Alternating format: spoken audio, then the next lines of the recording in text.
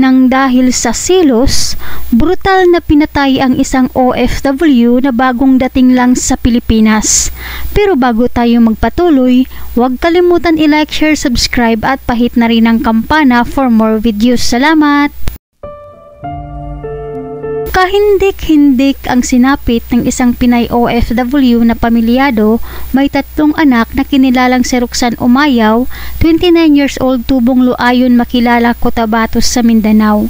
Isang OFW sa gitnang silangan sa bansang Bahrain ang walang awang pinatay na parang hayop lang na kinatay. Ayon sa balita, natagpuan di umano ang katawan ni Roxanne na wakwak na ang katawan.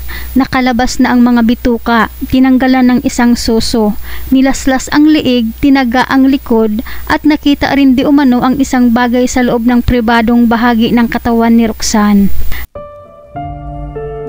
Nakapanayam ng radyo balita ang mister ng biktima. Ayon sa mister, nagkausap pa di umano sila ng kanyang asawa na uuwi ito sa Pilipinas matapos ang 1 taong paghahanap buhay sa Middle East. Ngunit laking gulat na lang nito nang mabalita ang nasa Pilipinas na pala si Roxanne. Nalaman lang niya ito nang tawagan siya ng lalaki ng kanyang asawa na patay na si Roxanne. Dito lang din nalaman ng mister na mahigit 1 buwan na palang nasa Pilipinas si Roxanne.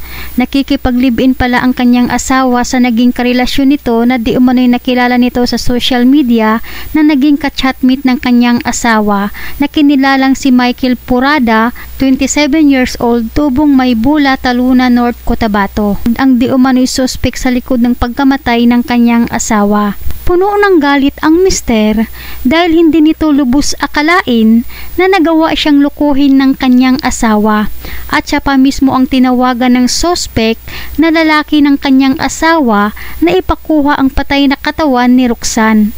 Kaya labis itong nasaktan sa nangyari. Pero para sa kanilang 3 anak na maliliit, pinili nitong patawarin si Roxanne sa ginawa nitong pakikipagrelasyon sa ibang lalaki dahil sa awa na kanyang nararamdaman sa kanilang 3 anak na maliliit pa. Ayon sa investigasyon ng PNP, una umanong nanakit at nagtangkang manaksak si Roxanne sa suspect dahilan kung bakit gumanti si Michael. At selos umano ang isa sa mga anggulong nakita ng PNP sa karumaldumal na krimen. Sa ngayon, kasalukuyan na daw nakakulong ang suspect matapos itong voluntaryong sumuko sa kapulisan. Pero nanawagan pa rin ang pamilya ng biktima sa kinataas-taasan sa Pilipinas na sana'y matulungan silang magkaroon ng abogado dahil wala umano silang perang pangbayad ng abogado para makapag-file ng kaso sa suspect. Dahil ayon sa kaanak, kung wala umanong ma-file na kaso, makakalaya di umano ang suspect sa likod ng karumal-dumal na pagpatay kay Roxanne Umayaw.